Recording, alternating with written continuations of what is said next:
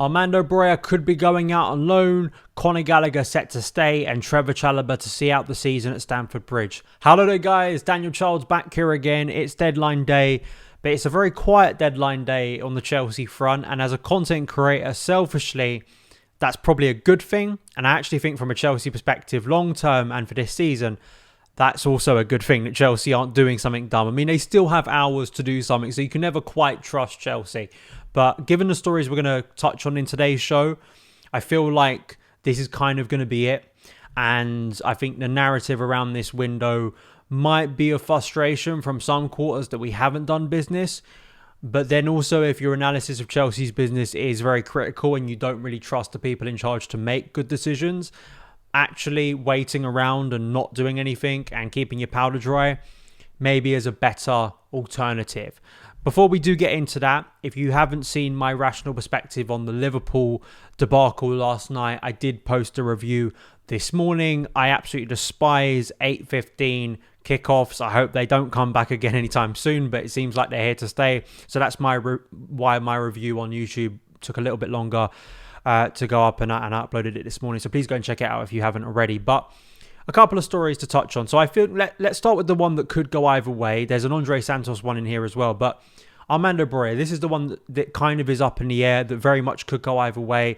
Broja in recent weeks it's become clear that he has been available. Originally, Chelsea was setting like a 50 million permanent fee. I think they found out very quickly that no one in the market was going to be paying that sort of money, at least in this window. And over the last 24, 48 hours, Chelsea have kind of been beaten down into a place where they're now open for him to go out just on loan, and maybe with or without an obligation to buy. The latest report at the time of recording, and as I say, I stress at the time of recording that you have to on deadline day, Matt Law for The Telegraph on the live blog reporting that Broja currently is in no man's land as Fulham are stalling over a loan fee. Apparently, Fulham are currently refusing to pay the 5 million fee Chelsea want for Armando Broja to go out on loan. Wolves are also balking at that loan figure. Chelsea may be forced into another rethink on Broja if they want to send him anywhere today. Chelsea had initially hoped to sell Broja for 50 million, as we already said, but it now remains to be seen whether or not they have to drop their loan asking price to under 5 million or whether Fulham or Wolves blink first. So there are two scenarios here. Either one of them do blink and Broja goes out on loan, and of course we keep him for the rest of the season. Now, I'm very much of the belief, I just don't think this is a smart play. It comes down to something that's very obvious, very simple, but I think is very hard to argue against given all the overwhelming evidence we have this season. It comes down to squad depth and it comes down to injuries. You can sit there and be of the belief that Armando Broja is not good enough for Chelsea and may not score 10 goals between now and the end of the season. And actually, as a player, him going out and getting development time at Fulham, just for his own career or Wolves, it is better for him, right? But can we be sure at all that in 2 to 3 weeks' time, Christopher Nkunku hasn't pulled up with another injury issue, Nicholas Jackson pulls up with some injury issue, Cole Palmer goes down injured? Anyone trying to say that we should be settled and calm and confident that those things won't happen between now and the end of the season, I think you're fooling yourself. I hope, I pray that if we let Broja go, suddenly all of our injury woes are behind us. But I think it's just, you're playing with fire. And again, it's just about squad depth. It's about squad options. And as we saw last night, Chelsea really lacked a focal point. That isn't to say that Broja is the solution, is the long-term answer. Is he good enough for Chelsea? I still think people coming to a conclusion on Broja as a player have come far too quickly, given how patient they are with other players in this squad. I've gone through that hypocrisy before. But in the case of this, that's why I'm more leaning on, if you're not getting a replacement in, which we're not, because of Duran being injured, we're not touching Karim Benzema, we're not doing anything else. I would just keep Broja for now until the end of the season. Again, if I'm just looking solely at Pochettino, if I'm looking solely at squad depth from a footballing point of view. From a financial point of view, we know this with FFP, profit and sustainability. We know that there is a reality here that if one of them do go with a certain loan fee, and they've done this deal with Ian Maatsen, that Chelsea, I think it's like a 5 million loan, isn't it? Or something close to that, where Chelsea, when they hope Ian Maatsen, which is looking likely at the moment because he's playing really well for Dortmund, will eventually go to Borussia Dortmund. They're going to get around 35 million for him. I think the same logic is being applied here, that Chelsea could get extra on top of an eventual departure fee for Broja in the summer. Financially, you don't need to be an expert to understand why Chelsea are looking at that. But then again, it comes to this it comes to this friction, it feels like, at the moment with Chelsea regarding financial decisions over squad player, squad trading, player decisions, how you're going to get the most out of players, the position the club financially have put themselves in, but then also what is actually best for the current first team. How are Chelsea going to be a better team? How are we going to get the best out of the current group of players? So I would be quite concerned. And I'm not going to sit here. I never want to be I told you so, but if in a couple of weeks' time everyone's moaning Broja is gone and suddenly players are pulled up injured, I mean, listen, that's we have enough evidence to know Chelsea from an injury point of view are very fragile. So that's my one reservation to it. And listen, if you just want to blow past that and you want to say that's not relevant, fair enough. Yeah, that's your point of view. Again, if that is your point of view today, then again, you have to kind of mitigate and understand and appreciate that those injuries could come further down the line and our options could be limited. So as well on top of this, another loan is Andre Santos to Strasbourg. Not the most shocking, and it kind of feels like Santos couldn't go anywhere else. So we're like, let's just use our own club here. For Andre Santos, I think it's a little bit disappointing maybe. But I have said this before that, I'm not someone who sits here and promotes the most bourgeois loans and it has to be a really trendy team. Santos goes there, he plays regular football. We saw David Datcha Fofana come off the bench and assist for Burnley last night. It's about him just getting solid minutes week in, week out. And Angelo has gone there and done well. So if he gets that loan, hopefully for him, he gets football for the rest of the season. The final two things to speak about here, Trevor Chalobah. Ben Jacobs reporting that Chalobah is happy to stay at Chelsea until the summer and build his fitness unless an ideal offer arrives.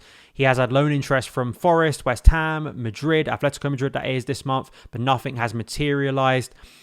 Apparently Chalobah would like to join a club with European football, or likely chance of getting it next season. No guarantee he departs today now, and nothing is advanced with any club as of Thursday morning. So again, this one could turn around very quickly, but it just feels like the stars are aligned that Trevor Chalobah is never going to leave Chelsea Football Club. The number of times, sliding doors moments. I mean, you go back to the summer of 2021, wasn't it, when it looked like we were about to sign Jules Koundé from Sevilla and Kurt Zuma left, and there was a feeling that Chalobah couldn't maybe be sold permanently, but also talks of maybe a Valencia loan. He remains. That's when he makes his breakthrough.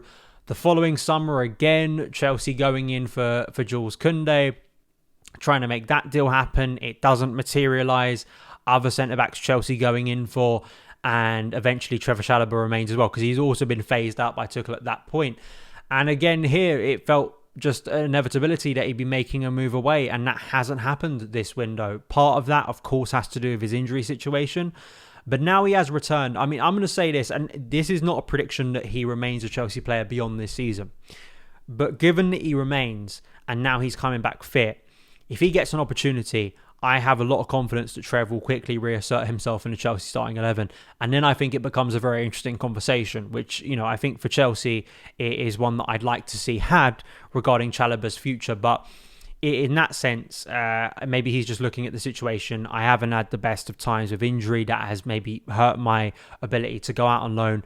Let's wait and see. Maybe I get some football for Chelsea because of the defensive problems we've had. And then in the summer, maybe a more favourable market comes available for him and he still makes the move elsewhere. But we will see. The final thing is obviously Conor Gallagher. Luckily, nothing at the time of recording says that Gallagher is moving. And I think Chelsea, again, maybe have set their price very high that has scared off the likes of Spurs, who have previously been interested in him, or other teams that maybe are having a look at him. Until a new contract is signed, we're always going to be in this limbo state with Conor Gallagher at the moment. And at the current moment, it doesn't seem like that's shifting. So there's still a very real possibility that even before the summer, we hear murmurings that he will be moving on from Chelsea permanently. And his performance level has dipped in recent weeks. There's no denying that. Along with a load of Chelsea players last night, had a really poor performance. I think it is a relevant conversation, especially in the position he's being played in at the moment. That especially with Chukwuemeka returning, who could be more suitable to that role. will he find himself maybe struggling for regular starts? But he still had, an impactful season, a better one than last year. So we'll see how Gallagher goes for the rest of this year. But I think it's good that Chelsea haven't made a rash decision on him, haven't looked to sell him on. But then again, I always did think if we weren't going to sell one academy graduate, other players would maybe make way for that. And in part, a loan for Maatsen with a fee to Dortmund has been one of those. And another one looks like it could be Armando Broja, maybe without an obligation to buy. So it looks like there's going to be no frantic, crazy moves. I still think that's the right decision for Chelsea. I think at the moment it's just about waiting till the end of the season to see where Chelsea land, to see how the squad looks, and to give the players we have invested in more time to develop. I don't want to see more stockpiling. We did a lot of that last year. And my hope is between now and the end of the season, some players can really step out and prove to be a core from this massive spend, because not all of them are going to work out. That's just general football knowledge. The numbers are, and the reality is that not every signing you make, especially when you make a big bulk of signings in the same time, not all of them are going to develop in the way you want them to. But I hope a core can be found between now and the end of the season. And then in the summer, we can then pick out maybe 1 to 2 areas where you are looking to upgrade rather than mass change again. And actually the targets, for me, I think between now and the end of the season, the Chelsea sporting directors, the ownership, have to appreciate a balance. They have to appreciate that they have invested in a lot of young players, but now it's time to invest in some ready-made players. I'm not saying buy 30-year-olds, but I am saying I understand buying players for the future because of their ability to get better, for their eventual sell-on value. That's just a business reality. But then also understanding what makes a good squad. And a good squad it should be compiled of young players, yes, developing, players in their prime, and players near the end of their careers. I think you should have all three in your squad.